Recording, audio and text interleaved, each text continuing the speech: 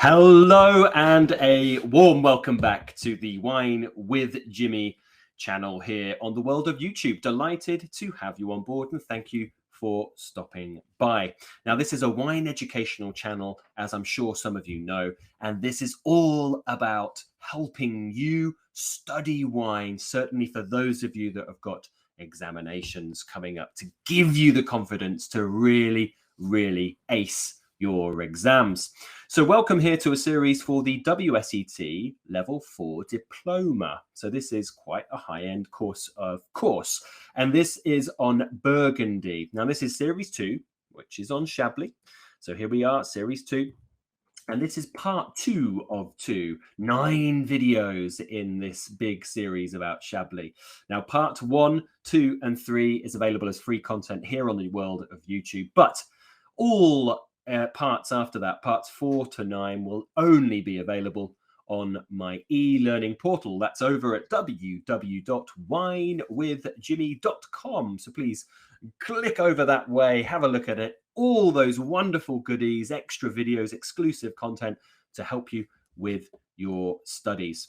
If you have any comments or questions or concerns and you wish to get in touch, you can do so by commenting on this video below, or you can click like and subscribe, or you could just all do it together, because all of those things help me on the world of YouTube.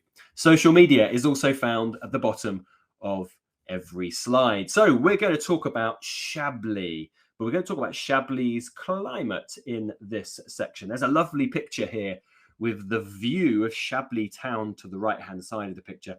You're looking kind of southwest on the top of Le Clos, where the forest is just behind. It's quite a wonderful view. Now, the climate in Chablis is continental. It is generally considered cold continental. There might be some vintages where it jumps up to moderate, but it's generally cold, with cold winters and warm summers.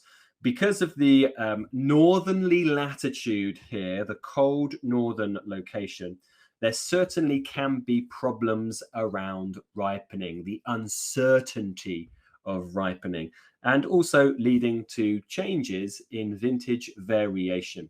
And this is where you might get Chablis sometimes that are quite green, sometimes they're quite linear, sometimes they can be a bit fatter and a bit riper, and it all depends really on the vintage in this very northerly location. A little bit about the geology. So the appellation generally has limestone, types of limestone. So we'll talk about things like Portlandian, Kimmeriddian, different epochs.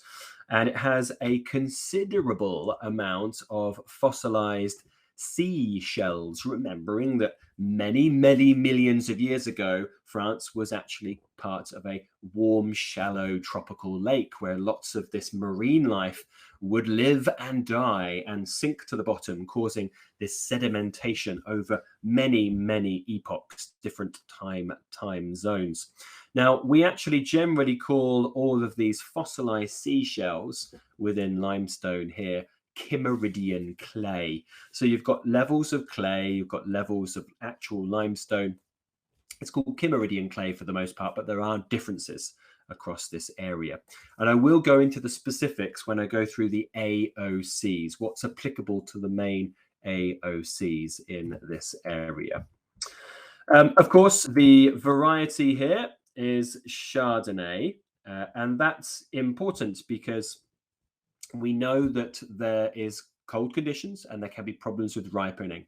A major benefit of Chardonnay is that it is an early ripener. So it can exist quite well in these northerly latitudes, so fairly well suited. But of course, there are problems that come with Chardonnay as well, and we'll get stuck into those. The annual rainfall here is around 670 millimeters, and it's actually spread out quite throughout the year. Now, that might be something you expect more with a definition of somewhere like Bordeaux or the Loire, but to be honest, Chablis is pushed towards the north of France, towards the Paris Basin, where a lot of the weather of the Atlantic comes up and then towards the north. It moves towards the Paris Basin. And this is what creates that general rainfall. It's like Britain, really. It's like London. London's quite far back from the west, but it would have a fair amount of rainfall that comes from the west. And it's quite similar here with Chablis. So rainfall throughout the year. And as we said, it can get warm, and therefore that warmth, you can get that moisture with the rainfall. This can give you a higher threat of fungal disease. There's downy mildew in your picture.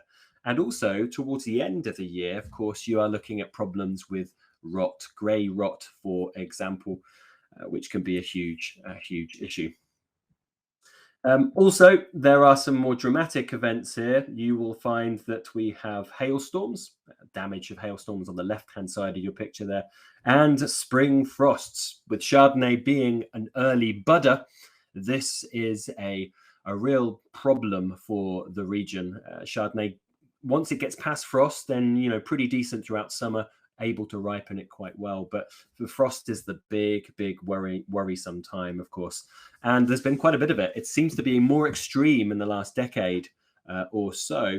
So you'll find that, you know, you've got a reduction in yields, which is becoming more evident in this area due to these frosts and due to these hailstorms. Now, the frosts, what can we do about this? Well, we know we've got a lot of frost. The options for managing are actually really discussed in big detail in my D1 section about viticulture. So please, of course, have a rethink, a relook at that video to go through it more. But I'll go through it quickly. First of all, sprinklers are in fact the most popular option in Chablis, which is well connected now with pump stations and water. And really, we are talking about access to that water. Installation costs are now all set up. And this is through aspersion. If you want to know how it exactly works, please watch my video on sprinkling, and that's a part of D1 viticulture.